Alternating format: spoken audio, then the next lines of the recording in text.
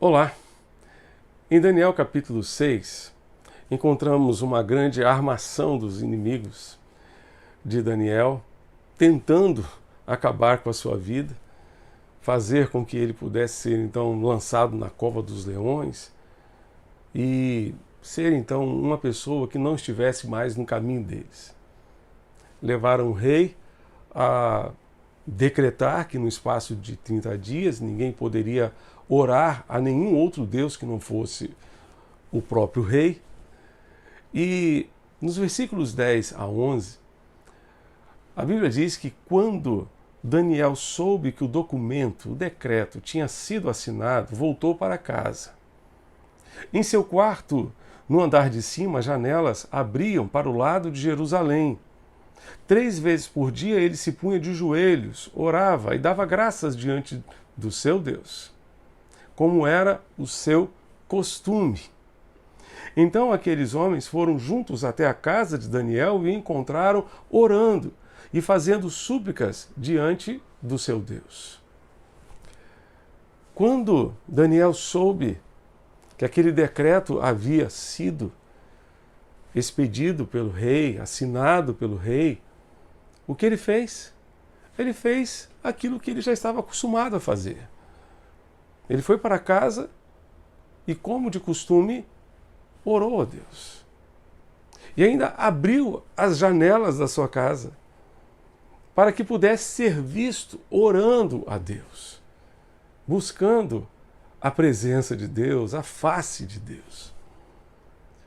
Apesar das circunstâncias, apesar das dificuldades que ele estava vivendo, ele manteve a sua comunhão com Deus.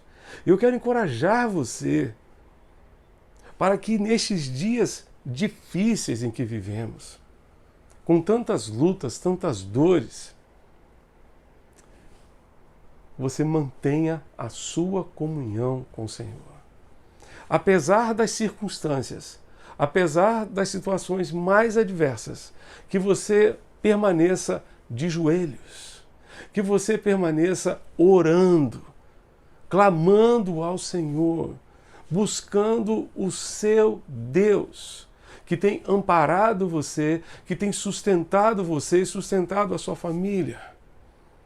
É interessante perceber que Daniel tinha o costume de orar. Você já desenvolveu o costume de orar? Você tem o costume de buscar a presença de Deus? Outro item muito interessante nessa história é que os inimigos de Daniel o encontraram de joelhos. As pessoas ao seu redor têm encontrado você de joelhos. Os seus filhos têm encontrado você orando. Os seus filhos, o seu cônjuge, tem encontrado você buscando a presença de Deus, procurando manter uma íntima e profunda comunhão com Deus. Daniel orava constantemente. Ele buscava a presença de Deus. E isso eu e você precisamos fazer apesar das circunstâncias, apesar das situações mais adversas.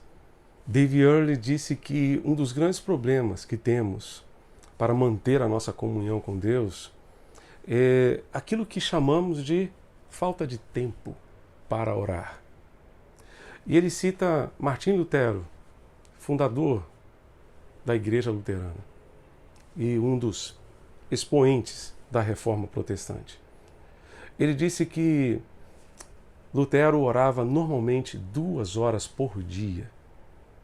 Mas naquele dia em que ele estava muito atarefado, naquele dia em que ele tinha muitas coisas para fazer, ele orava 3 horas por dia. Porque orar é um grande poupador de tempo. Orar nos ajuda a poupar tempo.